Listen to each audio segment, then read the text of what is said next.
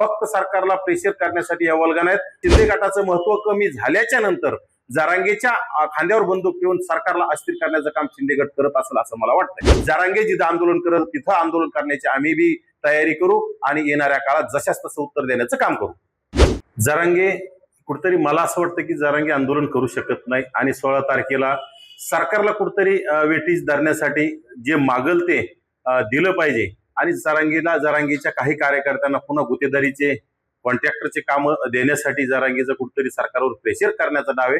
16 तारखे माझं तर चॅलेंज असेल जरांगेला की त्यांनी 16 तारखेपासून आंदोलन सुरू करावं। आमच्या त्याला शुभेच्छा असतील, कारण की सरकारला जे द्यायचंय आणि जरांगेच्या आंदोलनामुळे जे ओबीसीचं वाटोळं झालंय ते झालेलंच आहे, परंतु आता जरांगेला याच्यापेक्षा काय राज्य सरकार देऊ शकतं, आणखी मागायची तरी काय?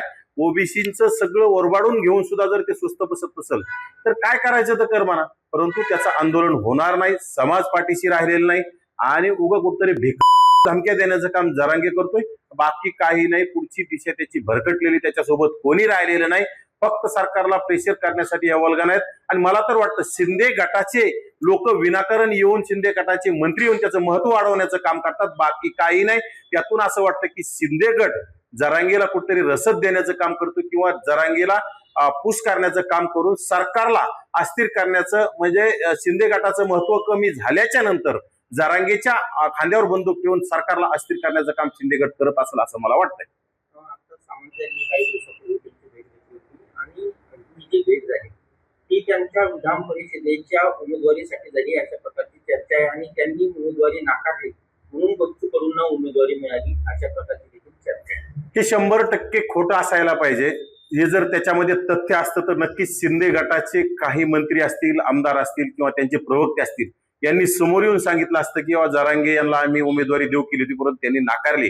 हे कुठतरी जरांगेच्या बालिश समर्थकांचं आणि जरांगेच्या बालिश ट्रोलरचं काम आहे। कुठतरी दादांना, त्यांच्या भिकारचोट दादांना कुठतरी विधान परिषद देऊ केली। हे मी एवढं स्पष्ट सांगू शकतो की ना जरांगेला विधान परिषद मिळू शकते, ना हकेला मिळू शकते, ना वाघमारेला मिळू शकते, कारण की कुठलाही पक्ष स्वतःचं वाटोळं करून घेणार नाही। कारण जरांगेला जर विधान परिषद दिली तर जरांगेला दिल्यामुळे तो ओबीसी समाज त्या पक्षापासून दुरावला जाईल।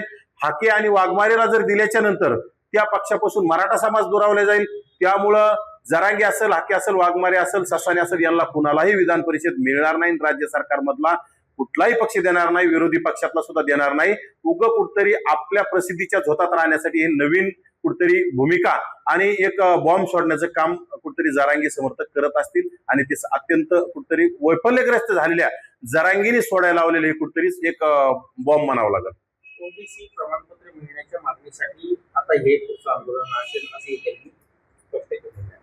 हे बघा, विहिरीत नसल्यावर पोहऱ्यात कुठून येईल? जे कुणबी प्रमाणपत्र मूळ याच्यात मध्ये अशी परिस्थिती निर्माण झाली, ओबीसीच्या त्यांच्याकडे कुणबी नोंदी नसताना सुद्धा काही बोगस कुणबी प्रमाणपत्र काढून आज राज्यामध्ये बरीचशी घुसखोरी केली। याच्यात सुद्धा आम्ही कोर्टामध्ये याचिका दाखल केलेल्या आहेत, याच्यावर सुद्धा येणाऱ्या काळात गदा येणार आहेत। परंतु आता कुठेतरी कुणबी प्रमाणपत्र मूळ नोंदीच नसताना नवीन कुणबी प्रमाणपत्र कुठून निघणार?